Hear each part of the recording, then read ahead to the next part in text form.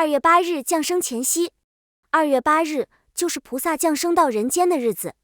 2. 净饭王花园的32种预兆。就在这一天，净饭王的花园里发生了32种奇异的预兆。所有的花朵都还没有开放，花园里生长出了8种宝树，2万个宝藏同时开封，房间里长出了宝牙，香叶蒸流出芬芳的甘露。从雪山而来的幼狮在迦毗罗卫城四周游走，却不伤害城中任何一个人。500只灰色的幼象来到国王面前，用鼻子轻轻触摸国王的双脚。诸天子在净饭王众多嫔妃的怀里轮番嬉闹玩耍，龙女捧着供器，露出半身在空中飞舞。1万位手捧孔雀羽毛的仙女现身天空，1万只宝瓶环绕着整座迦毗罗卫城。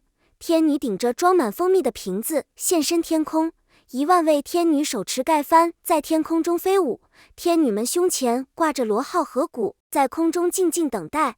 大地停止了风尘，江河不再流动，日月星辰停留在天空，不再运行。星王鬼宿出现显现，净饭王的宫殿被美丽的璎珞全部覆罩，火焰不再燃烧。楼阁、宫殿屋顶和牌楼上悬挂着晶亮耀眼的珠宝，各种锦帛财物堆满宝库，库门也自动敞开，听不到任何猫头鹰凄惨的叫声。悦耳的乐声从四面八方响起，人们全都停下手边的劳作，街道和市集到处洒满了鲜花，孕妇们全都顺利生产。梭罗双树林中的诸位仙人从树叶之间露出半身，向菩萨顶礼。3. 摩耶夫人请往蓝毗尼花园。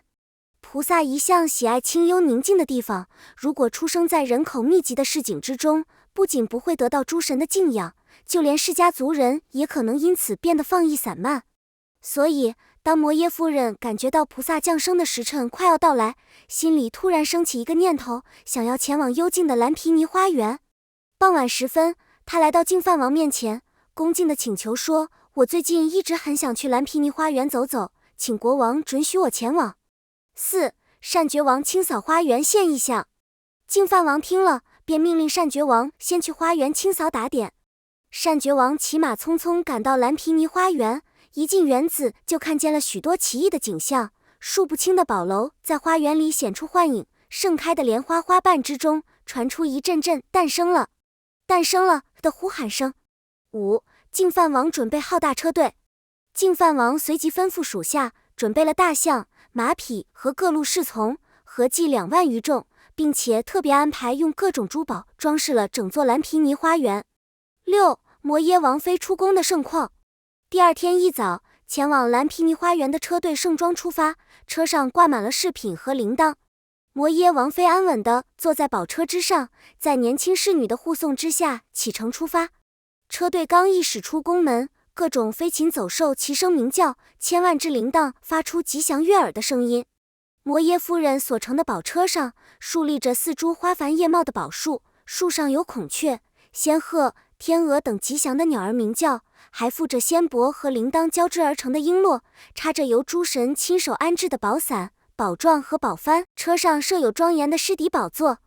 7. 大地震颤，与天神抛洒花雨。王后所乘坐的宝车驶出宫门的那一刻，大地突然为之震颤，诸神向天空抛洒花雨，欢呼高喊，今天众生的尊者就要诞生了。8. 浩荡车队与天神护卫。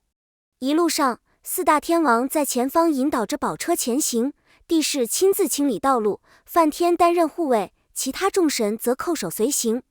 王后的宝车后面跟着马车、象车和全副武装的卫队，合计8万4千余众，数以万计的释迦族侍女在车前引路，6万余位歌舞者在车的左右两侧侍奉，另外还有天龙八部的侍女8万4千余众，一边唱着颂歌，一边同行护送。9. 净饭王的遇见。净饭王站在迦毗罗卫城宫殿前高大的台阶上，望着这片宏大壮观的景象，心中默默想着，未来的王子必定会成为佛陀。10. 抵达蓝毗尼花园的奇景。摩耶夫人抵达蓝毗尼花园时，天神早已在园中洒遍了净水，洒满了鲜花。园中所有的树木都不管时节，纷纷发芽抽叶，开花结果。树梢上装饰着红色的锦帛，挂满了金银珠宝，美不胜收。11. 漫步林荫到至无忧树下。摩耶夫人下车之后，与6000位仙女一起，在众人的护卫之下，缓步慢行在林荫小道上。走了不多久，便来到了一片绿草如茵、地面柔软平整、令人心旷神怡的地方。这里长着无忧树和吉祥的梭罗双树，是昔日历代诸佛之母诞下圣子的地方，受到过诸神的礼拜。树上发出耀眼的光辉，树叶和花朵上装饰着宝物，开满了人间和天上的各种花朵，散发出沁人心脾的芳香，还挂着五彩的锦帛。12. 树木下垂礼拜。当摩耶夫人一行人来到这里，由于菩萨的荣耀加持，这些树木茂盛的枝叶纷纷低垂下来，就像是在向菩萨顶礼致敬。13. 摩耶夫人周身发出光芒。就在这时，从摩耶夫人全身的每一个毛孔之中射出了万道光芒，照亮了3000世界，超越了一切光明。在这光芒的照耀之下，恶道和烦恼的苦难全都得以解除，整个大千世界都纳入他的身中。在阎浮提州无数个国家的各处园林，每一棵宝树之下都幻化出一尊摩耶夫人的形象，她身体的每一个毛孔之中都显现出菩萨过去世礼拜诸佛的情境，诸佛所赐予的教法也一一响起，无一缺漏。就这样，菩萨过去世的一切功业，诸佛无量无边的境界，以及一切的庄严器具，全都在蓝毗尼花园中一一显现。14. 摩耶王妃抓住无忧树枝条。为了顺利分娩，摩耶王妃伸出纤细的右手，轻轻抓住了无忧树的枝条，双眼望着天空，舒展开身体。就在这时，从母亲的怀中显现出比天堂还要丰富的种种受用之物，以及如释迦牟尼一般的诸佛形象。母亲面前则出现了由金刚化现而成的八宝聚莲等各种贡品。15. 帝释化为老妇接生。帝释心想，这位王后持戒清净，知书达理，想必羞于在自己和众人面前生产，因此一定要先支走众人，由自己亲自接生菩萨。想到这里，帝释便降下一阵风雨，使众人纷纷四散逃去。随后，帝释化身为一个老妇人，坐在摩耶夫人面前，梵天也守护在王后身旁。16. 菩萨从幼类合一诞生。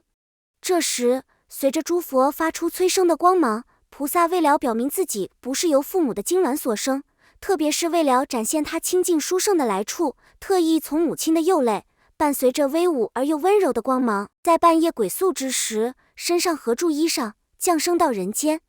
17. 帝释未能接住菩萨。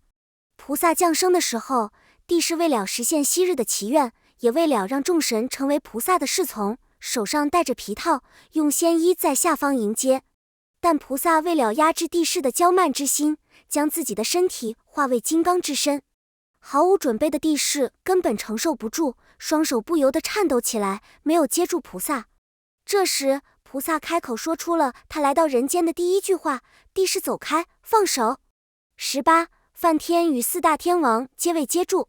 梵天也莫能用仙帛接住菩萨，只好将菩萨的宫楼搬往梵天界，作为供奉。同样的，四大天王也莫能接住菩萨，四方的4位天子也分别想用兽皮衣布接住菩萨，但全都莫能如愿。19. 诞生瞬间的奇迹。就在菩萨降生的那一瞬间，所有的树木同时开花结果，天空降下花雨，一切恶道全都断除，众生不再受烦恼的侵害，肢体和器官残缺的人全都恢复完整，大地也为之震动。20. 同时诞生的4位王子。菩萨降生的同一个时辰，4个大王国的4位国王也各自生下了王子，他们分别是舍卫国国王之子波斯匿王子、摩揭陀国国王之子频婆娑罗王子、乔萨罗国国王之子升起，以及乌障那国国王之子增光。这几位国王都以自己太子的到来感到无比骄傲自豪。21. 释迦城同时降生的众多生命。与此同时，在释迦城里也在同一时刻降生了许许多多的生命，其中有拔提离迦、南陀等500位殊胜之人，以及其他500万位释迦族人，产那陀等800位臣民，耶输陀罗等1万位释迦族女子，产那陀女等800位侍女，还有沙地利、婆罗门和平民的女儿2万人等。此外，还降生了浑身闪着金光、洁白如雪的监制等马驹2万匹，圣象1万头，牛犊6000头。带着金色装饰的2万头大象，也在这时候鸣吼着从天而降。净饭王的大臣之子优陀夷，也在这一天诞生了。22. 阎浮提州的各种瑞象。阎浮提州的中央长出了一棵菩提树，在无热湖畔开出了珍稀的优昙波罗花，也就是伏魔花。各个小洲上长出了旃檀树林，各座山顶上长出了珊瑚树苗，在罗赫达河，也就是红河的岸边，长出了一种名叫善圣的树木。这棵树非常奇特，每天能生长100尺高，在太阳升起之前，用手指甲就可以轻易掐断，但太阳升起之后，就算是火焰也无法将它烧前。23. 降生塔与500座花园宝藏。就在蓝毗尼花园之中，筑起了一座如莲花层叠般美丽的佛塔，名为降生塔。为了供菩萨受用，还生成了无垢园等500座花园，以及500座宝藏。四面八方共2万个诸侯国也全都前来进贡称臣。